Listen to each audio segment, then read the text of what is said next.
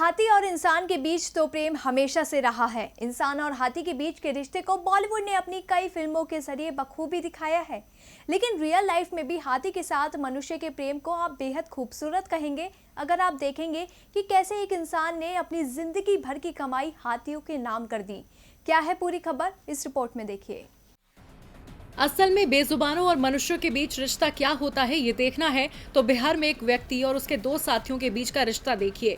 दरअसल बिहार के रहने वाले एक शख्स ने अपने दो हाथियों को अपनी संपत्ति का आधा हिस्सा दे दिया।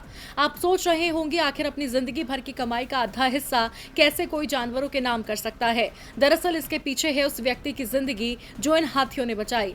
एशियाई हाथी पुनर्वास और वन्य जीव पशु ट्रस्ट यानी एरावत के मुख्य प्रबंधक अख्तर इमाम ने कहा है, मैं 12 साल की उम्र से हाथियों की देखभाल कर रहा हूं। एक बार मेरे खिलाफ हत्या का प्रयास किया गया था। उस समय हाथियों ने मुझे बचाया। जब पिस्तौल से लैस कुछ बदमाशों ने मेरे कमरे में घुसने की कोशिश की तो मेरा हाथी तेजी से चिल्लाने लगा। इसने मुझे जगा दिया और मैंने अलार्म बजा दिया, जिसके कारण बदमाश भाग गए। इमाम कहते हैं, मोती और रानी नाम के दो हाथी उनके लिए परिवार की तरह हैं और वो उनके बिना नहीं रह सकते। हालांकि इस शख्स का दावा है कि अपने दो हाथियों को जमीन हस्तांतरित करने के बाद अपने परिवार के सदस्यों से अपने जीवन के लिए खतरा होने का डर है। परिवार में किसी विवाद के चलते इमाम की पत्नी और बेटे पिछले 10 सालों से उनसे दूर रह रहे हैं। उन्होंने कहा कि उनके बेटे ने कथित तौर पर उनके खिलाफ एक गलत मामला दर्ज किया था और उन्हें जेल जाना पड़ा था।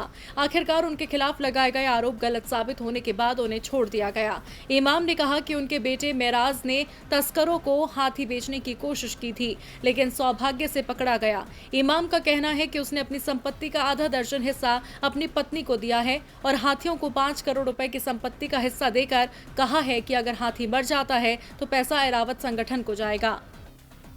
डीबी लाइव की रिपोर्ट।